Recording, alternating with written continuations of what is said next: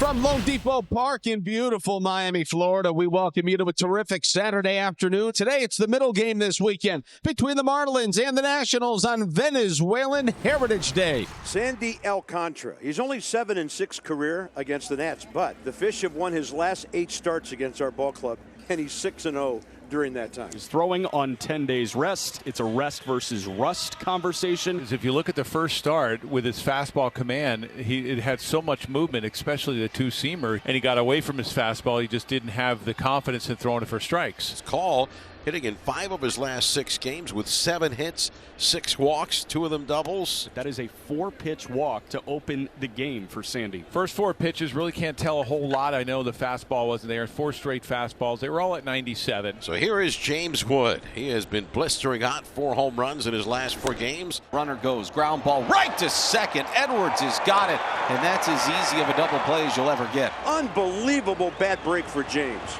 Looked like it hit the mound right to Xavier Edwards. Sometimes it's better to be lucky than good, Kyle. And here's Keibert Ruiz on a 5-game hitting streak. And Keibert out ahead of that one. Rolls it over to Otto Lopez. Nats get a walk and a bad break. Sandy with a scoreless first, and we go to the bottom of the first inning. Trevor Williams' career, 14 games, 9 starts against Miami. Record of 1-4. Williams drafted by the Marlins out of Arizona State back in the second round in 2013. First pitch to Xavier Edwards is slashed down the left field line, but that's hanging up for James Wood, who makes the catch, working towards the chalk. 1 pitch and 1 out for Trevor Williams. Now Stowers just 4 for his last 24, hitting .256. There's a rocket, and it's picked off by Garcia.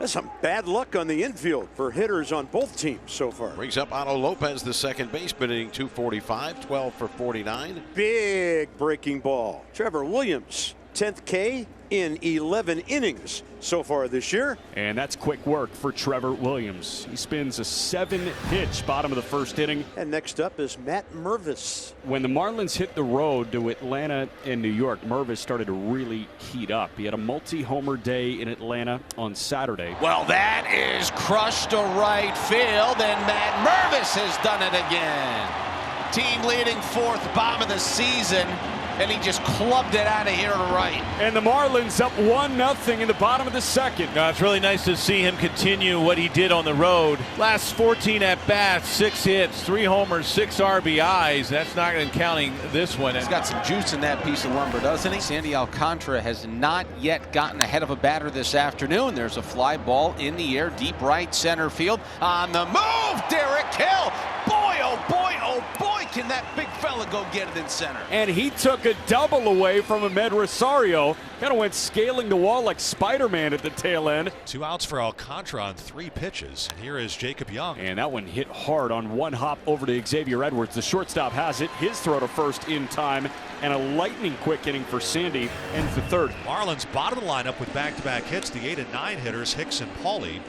That'll turn the lineup over to Xavier Edwards. I know it's early to sacrifice, but the Marlins aren't a team that scores a lot of runs. You want to try to pile on as much as you can and get guys in scoring position. Xavier Edwards with a bunt towards 3rd. Going to be a tough play. He's safe. Now they're loaded with nobody out. X put a sack down, but he ends up bunting his way aboard with a single. Have him swing away on the first pitch. You're thinking as a pitcher, how come you're not sacrificing here? And the next thing you know, you drop a bunt down. Well, now they're loaded for Kyle Stowers, who lined out sharply to second. He swings. That's a drive to right, and it's there for Call, who picks it off. Tagging from 3rd and scoring is Hicks. Stowers continues to slam the baseball. That's a sac fly. It's 2-0. He's money. Eric been pretty cold to open his Marlins career. He's 5 for 33. That's just over 150. 0-2 goes all the way to the backstop. Here comes Pauly. He's going to score on a wild pitch. The other 2 base runners will advance, and it's 3-0. Ruiz is a really good catcher, and it looked like he turned his glove the wrong way. This was a slider that should have been blocked. He went, instead of going outside with his knees and blocking that ball, he went to his right with his body. His knees stayed on the plate. Josh Bello picked that off. Trevor had a chance to get out of that inning with only 1 run, but the Marlins will add on. Oh, the Marlins scored 2 runs on 3 hits, a walk, and a costly wild pitch. And Alex Call draws a walk. That's his 2nd walk today. Here's James Wood. He needs to get jammed and hit 140 miles an hour. Wood reaching, slow roller short. This will be close. Safe is the call. And Alex Call stops at second. Miami challenging the safe call at first. I mean, that's so close. You understand, right? Like if they get it, air quotes, wrong. How about that? Do not challenge the Nats. K-Bert's been a different animal this year with guys on base. He has 9 batted in. It's looped in the air to shallow right field. It's going to fall in for a base hit. Call went back to second. The throw there, trying to get Wood out, is not in time.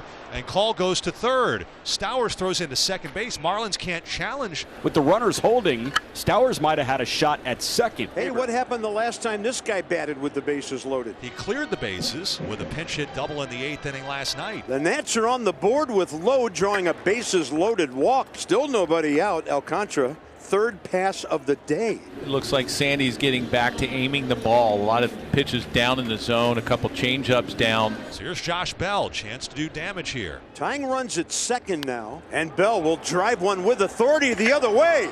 This ball's way back there. Hits at the bottom of the wall. Wood scores.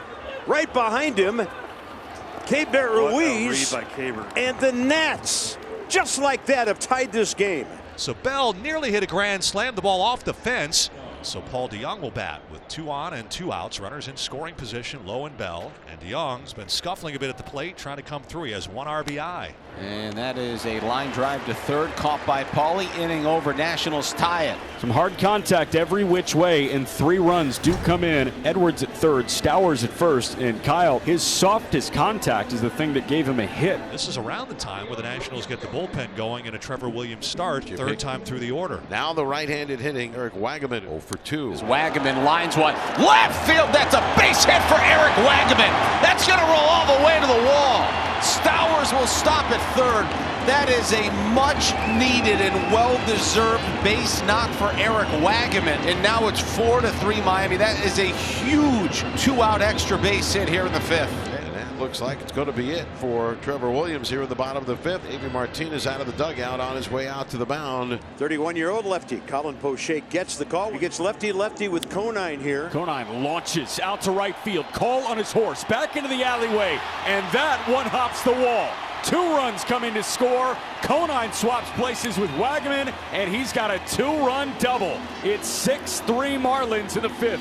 Left-handers don't bother him. Not anymore. I mean, there was a time where we had left-handed hitters that would never get in that bat against left-handed pitching, but that is not the case anymore. At ball 4, and the walk bug biting Sandy again. Not the country, remember, they would pile up strikeouts and have great command. Runners at the corners now with 2 outs, and Ahmed Rosario is getting playing time with C.J. Abrams to the injured list today, getting a start against the righty. It's Sandy given an opportunity to get out of the 6th. Ahmed Rosario delivers with 2 outs.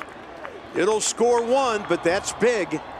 And the Nats letting Miami know they are not by far done for the day. And Clayton McCullough exits the Marlins dugout. So 5 2/3 for Sandy tonight. He had 4 runs on his ledger. Xavier Edwards with a stolen base. That's his 2nd today. Stowers 1 for 2 with a sac fly, single run, and then RBI tonight, hitting .267 this season. Stowers hits that one well out to left center field. Jacob Young working back, track, wall. That's off the base of the wall. Stowers pulls into second base. X comes in to score, and another run for the Marlins with 2 men out. It's an RBI double for Kyle. 7-4 Fish in the 6th.